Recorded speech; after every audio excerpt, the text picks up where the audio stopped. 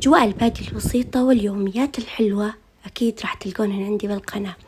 فأهلا وسهلا بالمتابعين الجدد، نورتونا والله. يا صباح الورد، يا هلا وغلا بكم حبايبي، شلونكم؟ شخباركم؟ طمنونا عنكم، إن شاء الله يا رب تصلون صحة وعافية وسلامة. وش في ما في علوم أخبار؟ أحلى شي الواحد يبدأ يومه ويصحى بدري على صلاة الفجر، يصلي ويدعي من رب العالمين إنه تيسر أموره. إن شاء الله الله يفرج عنا بغزة يا رب، خفف عليها.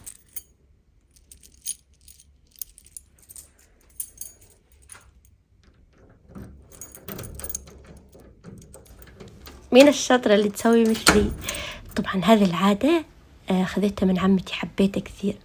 أول ما تصحى الصبح لسه الدنيا براد، ما يكون لا ذبان ولا قارص ولا شي، تفتح الباب هيك عوسعه وتقعد، يعني تتأمل الصبح وهيج تقول للواحد فعلا ياخذ طاقة ومنه تهوى الدار. وش رايكم انتم؟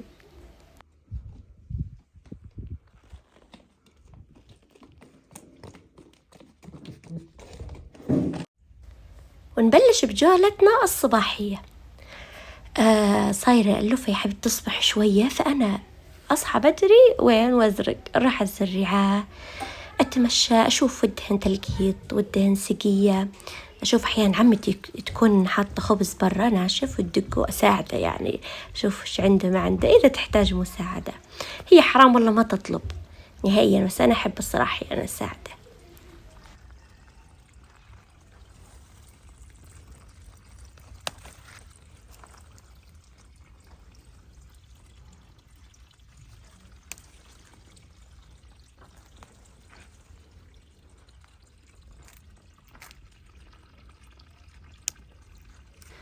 شوفها أسبوع هذا لملمت كل هاليوميات وقلت أسوي فيديو طويل، إن كان دائما تقولوا لي ريان طولي هالفيديوهات، طول الفيديوهات وخلي اليوميات، هيك تحبون اليوميات والصبح وكذا، فحاولت إني أنوع لكم وأجيب فعاليات من الأسبوع كله وأصير أنزل فيديو، إن شاء الله إني أقدر أنزل كل أسبوع، يعني عشان تستمتعون هيك بالمشاهد.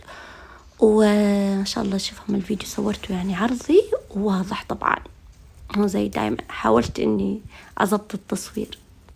فبعد ما خلص جولتي الصباحية يعني أشوف وش فيه ما فيه، وين فوت على الدار، أشطف البرندة طبعا قبل ما أفوت، إنه تعرفون كيف داري مفروشة، فإذا ودي أطلع البرندة على التراب وفوت جوا تنتسع.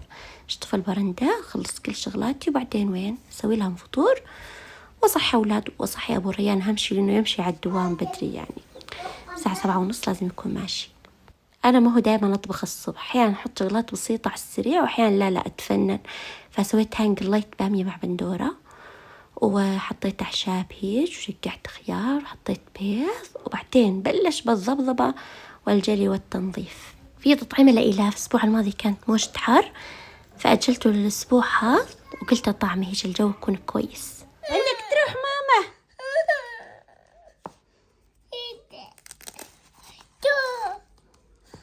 الو يلا دوم يلا قومي خلينا نروح جدة، قومي.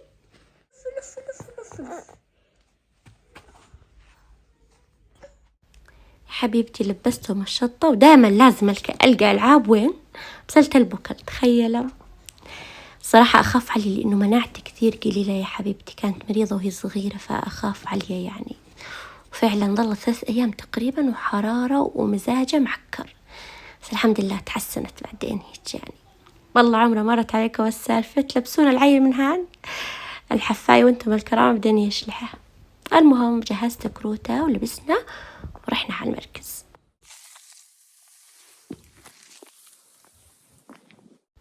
والله إني حزنت عليها يا حبيبتي، يعني تحزن كان وضعها.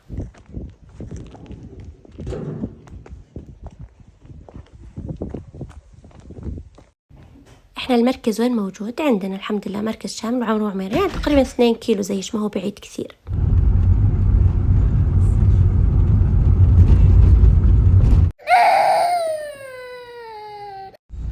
المهم خلصنا، وأهم شي خذيت التحاميل لأنه بعد 6 ساعات يتفاعل المطعوم، يبلش الحرارة وزي هيك. نزلنا تحت عمتي وصتنا على كم غرض من المثلث العاقب. هذا المثلث طبعا مشرق يوديكم وين؟ على السعدية وعلى الصالحية والمناطق الشرقية، مغرب يوديكم باتجاه الروضة وبعدين المناطق زي إيش المفرق، وجنوب يوديكم وين؟ على العاقب، فتكون مثلث مفترق طرق زي إيش.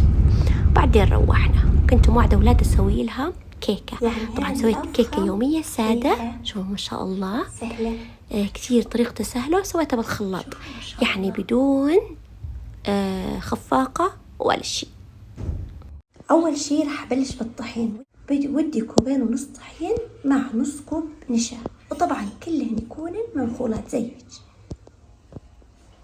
انتي لما تحضرين هذه المكونات بسرعة تسوين الكيكة، يعني حتى ما تاخذ معك وقت. حط الطحين على جنب، لازم أكون محضرة السكر 1.5 كوب ودي كوب من الزيت النباتي،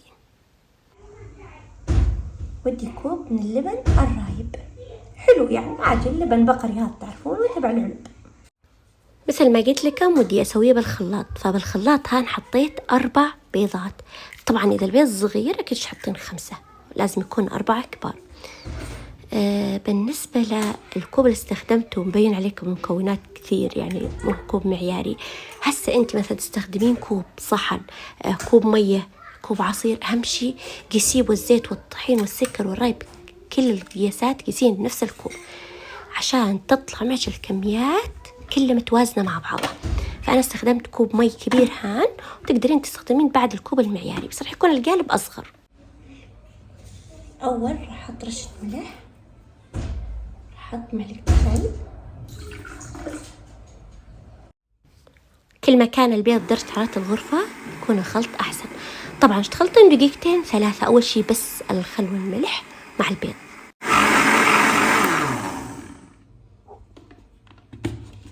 هسه راح أبلش أضيف السكر على إيش. شوفوا ما شاء الله قديش الرغوة، يعني صار هيك حتى لونه ورغوته ما هي طبيعية. هذا كله لأنه البيض بدرجة حرارة الغرفة، يعني ما هو بارد. راح أبلش أضيف السكر على دفعتين وأخفق مشان إنه ينخلط مزبوط.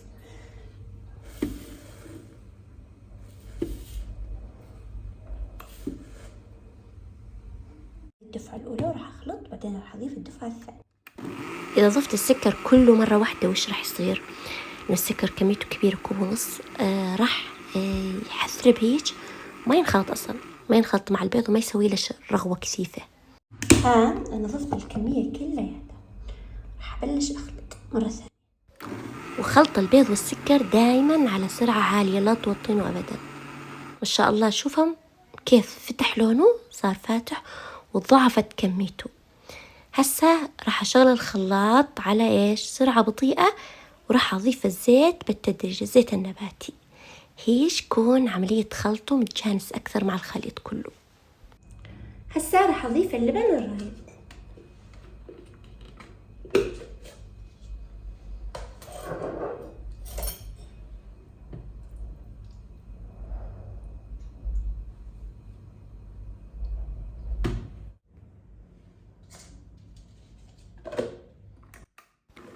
بعد ما نضيف اللبن الرايب لازم نضيفه على سرعة متوسطة، أو نشغله على سرعة متوسطة عشان يختلط هيك براحته. بس خلصت راح أصب وين؟ بالجات. بعدين راح أبلش أضيفه وين بالجات.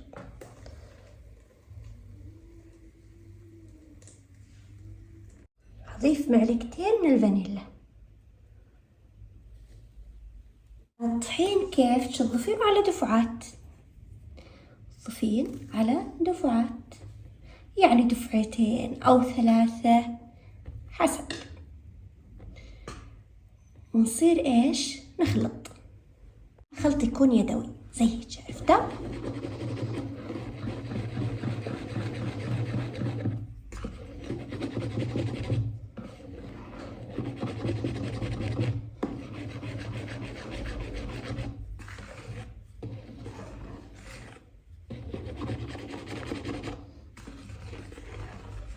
تدرون صار لي زمان ما سويت كيك. أخي ما أدري اليوم جاء عبالي أسوي، صايرة ما أحب الحلو كثير. احنا أولاد دائما ما مسوين ما بس إيش يا أخي الواحد خلص أحيانا تعاجز وخلص شغلات الدار والتنظيف، إلا إنه إيش ذبحني العجز.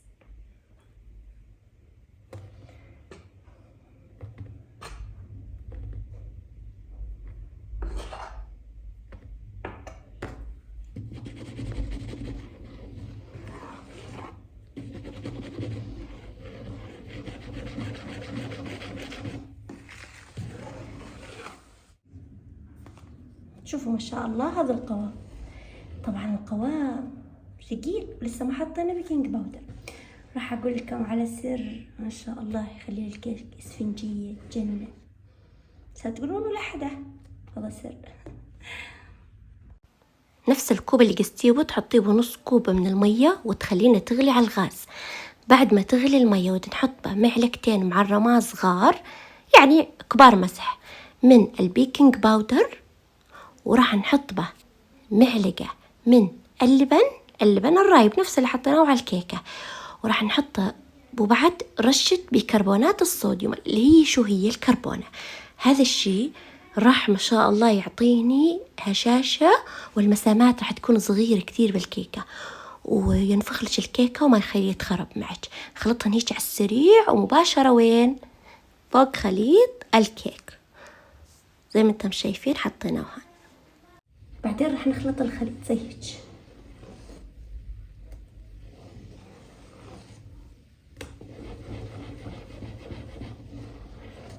وهذا القوام الأخير للكيكة. شوفوا ما شاء الله ايش لازم يكون معك.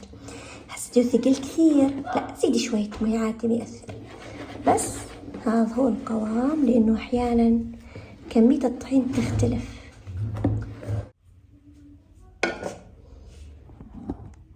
شوفوا مهذب بقى مش تقصدين. هسه راح ندير ايش الخليط. بسم الله ما شاء الله. نحط القالب بالرف الوسط وتكونين مشغلة الفرن قبل بشوي. طبعا فرن شو مروحة لازم تكون درجة حرارة قليلة كثير يعني 170، أما إذا ما بو لا 180، وحسب ما يستوي معك الكيك تركيه على راحته لحتى تغزين بسكين ويطلع ناشف. إذا ما طلع ناشف رجعيه على الفرن. ما شاء الله تبارك الرحمن. هذه كيكتنا. قديش تاخذ بالفرن؟ عادي يعني حسب فرنك، في كيكات ياخذ ساعة، هذه خذت معي 50 دقيقة. شوفوا ما شاء الله، انه ما شاء الله القالب كبير. شوفوا ما شاء الله قديش طرية. شوفوا اللبن يجنن للكيكات. طبعا راح نخليه تبرد شوية وبعدين نقليه.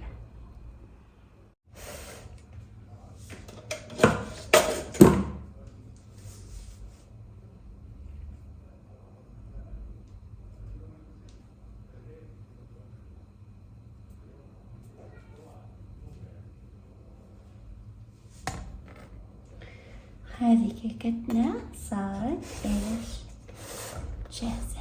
بسم الله.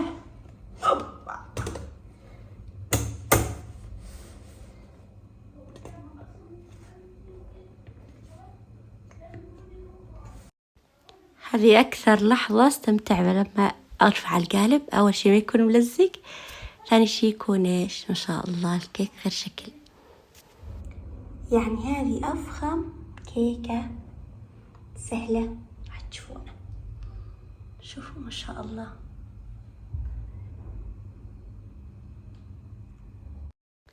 كنت منزلت على ستوريات كثير بنات سوونا وبعث لي صور فعلا مكيفا عليها. قديش سهلة قديش سريعة بالخلاط ناجحة. شوفوا ما شاء الله، حتى مسامات كثير قريبة هيك من بعض الطرية. أهم شيء إنه طرية.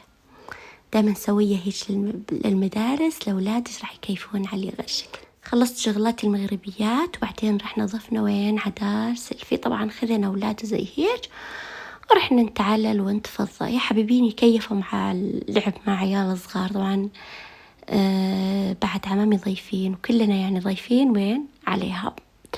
فزي ما انتم شايفين اللوفة يا حبيبتي هان كيفت، هي أمورة على الألعاب وكذا. أصغار ربيع قلبهم يلعبون، يحبون اللعب. ما هم مثلنا احنا كبار، احنا شغل سوالف وهرج بس. ولا انت مش رايكة؟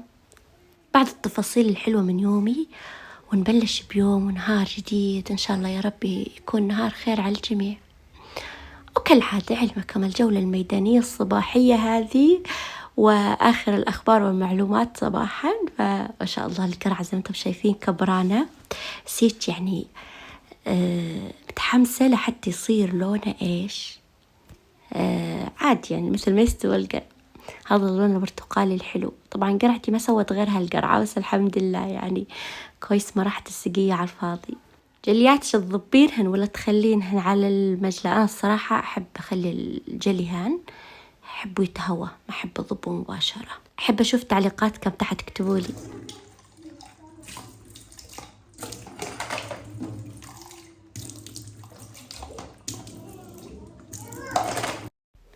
تقولي بعد تعزلون الدار كل يوم أو كم مرة بأسبوع؟ والله أنا باليوم مرتين وهي انشلش. أجيب الفرشة وأكنس وأرجع الفرشة. الدار اللي بها صغار كلهم زي هيك.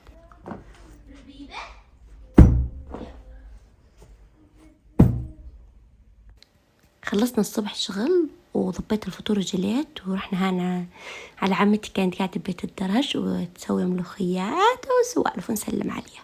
الغدا يمكن تستغربون شوي بس تقدرون تقولون انه شوي من اختراعي يعني، بس فعلا طلع يشهي غير شكل. جيب قلاية ونحط بشوية زيت نباتي ونخليه يسخن هيك شوية بس يعني مشان نحط البطاطا بو، ما نكسر زيت يا دوب.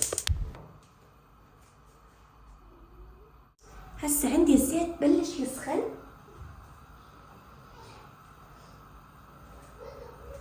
راح احط البطاطا زي ما انتم شايفين. هذه هي البطاطا،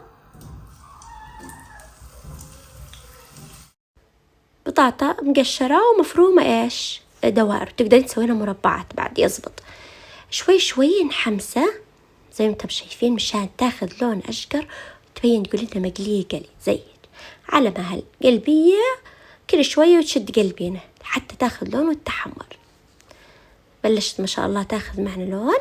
بالنسبة لبهار، بهارات مشكلة وكاري وفلفل أسود وبابريكا طبعا، وأكيد ما ننسى الملح، لازم الملحة وهيك. أنا عمدا بهرت البطاطا زي ما انتم شايفين بهذه المرحلة عشان بعدين لما أسوي الدجاج وراه ما أحتاج أبهره، فيكون الزيت مبهر جاهز وهيك الدجاج راح ياخذ النكهة. ونسوي باقي الزيت يعني ما في داعي نكب الزيت أو نحطه مع البطاطا، هيك كأننا سوينا خطوتين بخطوة واحدة.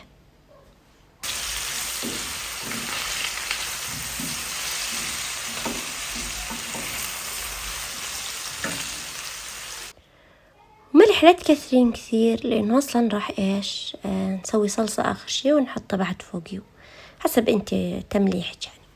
وطيت النار وغطيته مشان أضمن إنه البطاطا راح تستوي. أهم شي يكون الغاز واطي كثير مشان ما تحترق، بنفس الوقت ودنا يا تستوي. راح نمسك حبات البطاطا ونجيب صينية فاضية نظيفة ونحطهن. أنا طبعا اخترتها صينية قزاز، تقدرين تختارين أي صينية ودك إياه، أهم شي إنه نقدر ندخل الفرن. تقولوا التعليقات متحمسين للدوام، جهزتوا حالكم اشتريتوا أغراض ولا لا؟ والله الحين لسه ما جهزنا حالنا. إن شاء الله ناوية أروح أشتري الأولاد يعني مرايل للبنات وريان كم هيش لبسة والقرطاسية كل شي إن شاء الله. خلينا الزيت هان زي ما انتم شايفين نفس الزيت. طبعا عندي تقريبا صدرين من الدجاج منظف بالخل والملح والليمون معصور كويس زي ما انتم شايفين ما شاء الله. نحطه هان ونخليه يتحمس ويتحمر مثل ما قلت لكم. مود نحط بهارات، شوفهم كيف يعني لون الزيت شارب كل بهارات ما شاء الله. يمكن تحطين نتفة ملح إذا تحبين يعني، بس أنا صراحة ما حطيت شي، مثل ما هو بس قلبته زيج وخليته ياخذ لون حلو يتحمر. تحسونه هي طبخة صح أنا مكثرة خطوات وكذا بس والله سهلة ما تاخذ وقت. أنا لما أصور أقعد ساعتين على الأكلة، بس لما أسويه مباشرة أقعد ربع ساعة نص ساعة.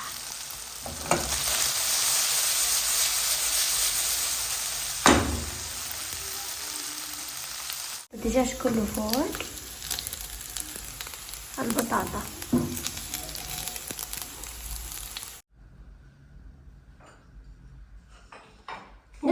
الزيت راح احط بصل وثوم فلفل.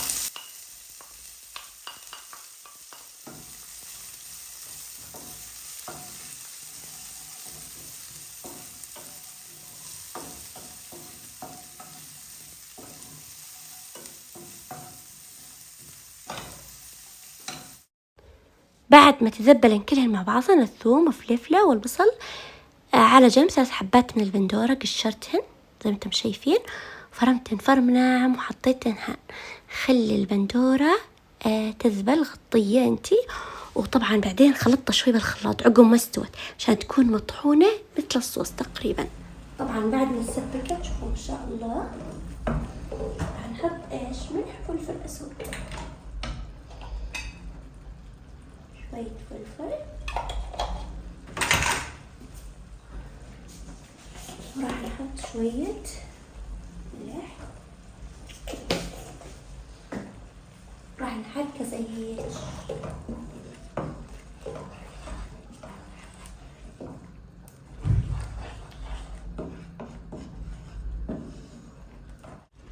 علبة بازيلا معلبة اختياري.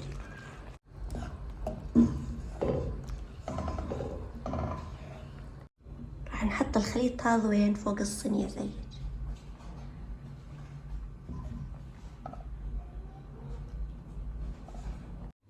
صوص البشاميل تلقون طريقته موجودة على قناة اليوتيوب، كثير سهل. أو ممكن تحطين كريمة تظبطينه زي هيك،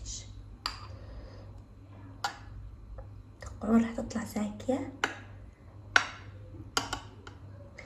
ولا ما أدري أتوقع أكيد زاكية.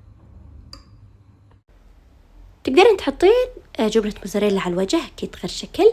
طبعا ما كان عندي فاكتفيت إيش بالبشاميل زي ما انتم شايفين. حطيتها بالفرن نص ساعة وهان بعد ما استوت. طبعا تقدرين تقدمين من جنب سلطة، تبولة، مخللات.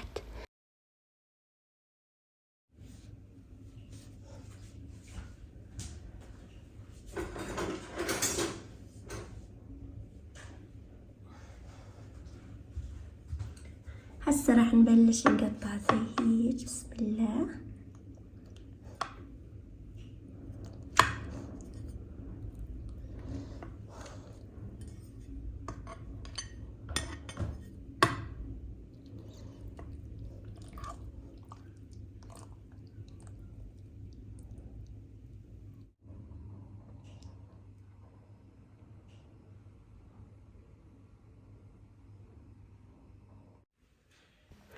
كالعادة يا حبايب قلبي ما في بعد أجواء الصبح وتصحين الصبح على صوت العصافير والجو الحلو زي ما انتم شايفين ما شاء الله. يعني الصراحة تشمين هوا القرية اللي ينعش القلب. فأنا أحب دائما أصور لكم الأجواء لأني عارفة إنكم تحبون الأجواء هذه وتكيفون عليها.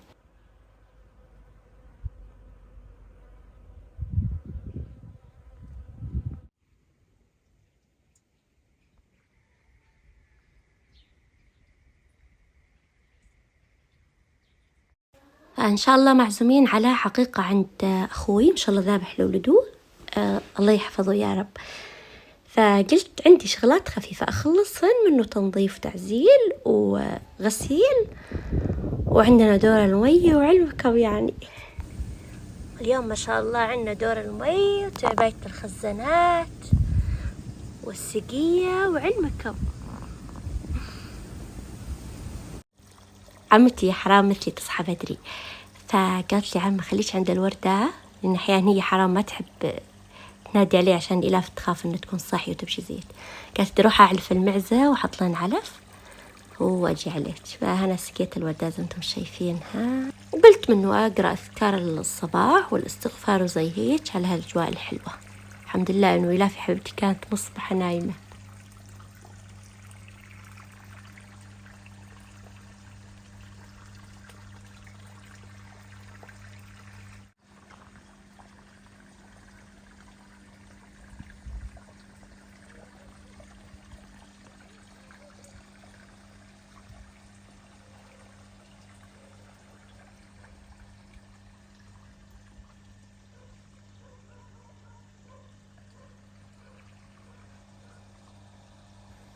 العصريات تقريبا. طبعا حممت أولاد الظهر ومشطت البنات ما شاء الله يا حبيبيني ولبستها، وبعدين خذينا أغراضنا وين طلعنا على هلي على أم الجمال.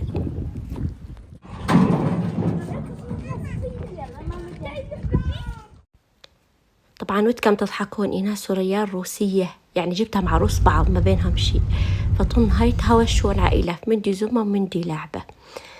طلع لهان ومرينا على أختي وين تعرفون إن سلفتي زي هيك الحارة الثانية، فخذيناها هي وعيالها معنا وغريضاتها.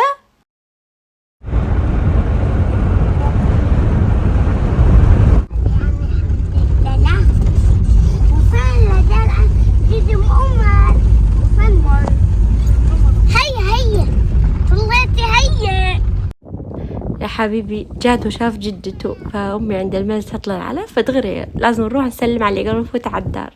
الله يحفظه يا رب. ودكم تضحكون يا جماعة الخير لما أروح على أهلي ولادي ما شاء الله ينتشرون. يعني صح أنا عند عمامي يعني مو هذاك الفظة، شوية في ضيق وكذا لأنه حوش واط، بس أهلي ما شاء الله يعني أرضهم واسعة ما شاء الله تبارك الرحمن، فأولادي يكيفون يعني، بس أحيانا أخاف إيش يخربون أحيانا عيال وكذا، فأنا أنمسخ من وراهم فظل بهدل بهامات. فما شاء الله تقهوينا هان، والبنات الله يعطيهم العافية مرتبات الدار. طبعا أخوي دار ضيقة شوية فمسوي وين العشاء عند أهلي، يعني دارهم ما شاء الله تبارك الرحمن أوسع، وكان مريح أمي مسوي عند الطباخ عشان أمي مسكينة ما بتطبخ زي اشتعبت علمكم. الله يا ربي يطول بعمره ويحفظه ويحفظ أهلكم. وحطينا وقدمنا للضيوف هان زي ما انتم شايفين ما شاء الله، وشربنا عليها. وطبعا ما شاء الله أمي كالعادة يعني إبداعاتها ما تخلص الله يحفظها، فمسوية هريسة قدمنا هريسة، وبعدين ساعدت البنات جليها وعزلنا المطبخ وشطفنا وخلصنا، وتقريبا ظلينا ل9:30 ل10 زي هيك، وبعدين وين روحنا. هسا ودي تكتبوا لي رايكم تحت، ايش رايكم بالفيديو، حبيتوه ولا لا، ايش رايكم باليوميات، وتحبون زي انزلكم مقاطع طويلة يعني ولا لا، اكتبوا لي بالتعليقات. ومرة ثانية أهلا وسهلا بالمتابعين الجدد وحياكم الله، ودائما أتشرف تعليقاتكم سواء كانت إيجابية أو سلبية، كله نستفيد منه بإذن الله، ويعطيكم العافية يا رب.